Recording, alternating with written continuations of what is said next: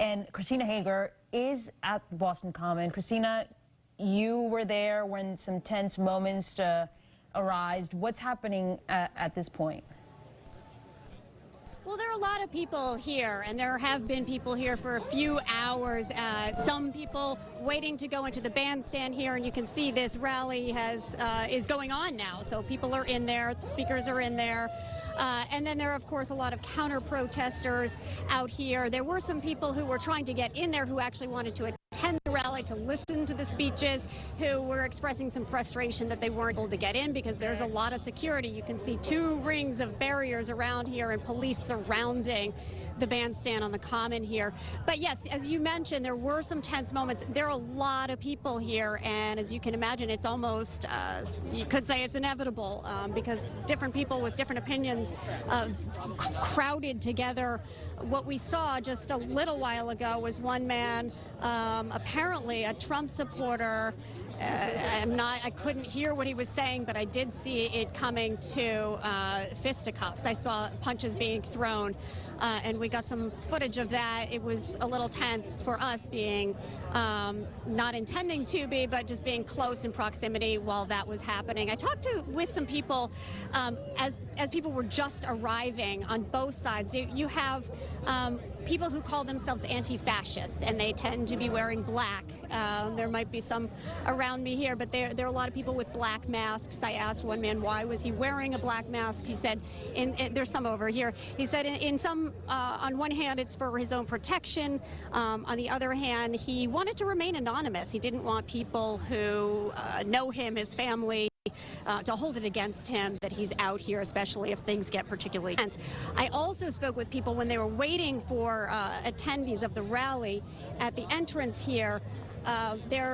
One man who described himself as working with the organizers, providing security. He was wearing goggles, and we've seen a few people with goggles here. I asked him why was he wearing the goggles, and he said, of course, in light of what he saw happening last weekend, he wanted to protect his eyes. He was concerned about pepper spray, tear gas, and he expressed fear about what he called Antifa people out here and extremists, and he was very concerned about the security of the people coming here. We have seen, we saw one person with a flagpole, and the police kind of surrounded him and took the flagpole from him because there were some very strict rules about no sticks, no weapons, nothing that can even be used as a weapon here on the Common.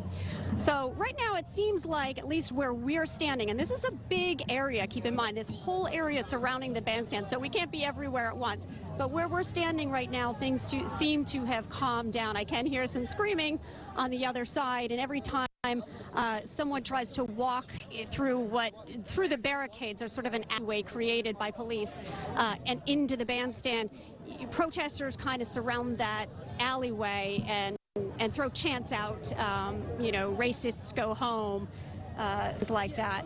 So that's what we're seeing here, and hoping this remains calm. Everybody's saying they hope it remains calm. I haven't run into anybody saying, you know, that they're here amped up and ready to cause something. And I also haven't, for that, I haven't seen any kind of Nazi or anti-Semitic or any white separatist signs or flags or anything of that sort. Really just Trump, you know, people who are clearly here to support Trump with the Make America Great Again hats or Trump T-shirts, and people here with Black Lives Matter, and people here with who they describe themselves as anti-fascists. And really, it's not really 2 sides here. It's many, many different causes and many, many different sides here on the Common. That's the latest from here. I'm going to send it back to you. Christina, how would you describe the turnout for the free speech rally itself? Because looking at the aerial images, really, it just seems like there are people on the bandstand itself, but then really no one surrounding it.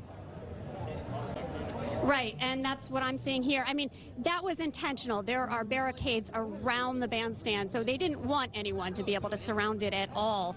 And there are some people who had told us earlier on that they were a little frustrated they couldn't get in. They wanted to go in there, not to protest it, but to listen to the speeches and take part in the rally. And because of the heavy security, they weren't able to get in. I don't know if more people have been able to get in since we heard from those people. But yeah, not a huge turnout. Certainly many, many, many more people outside the barricades than inside.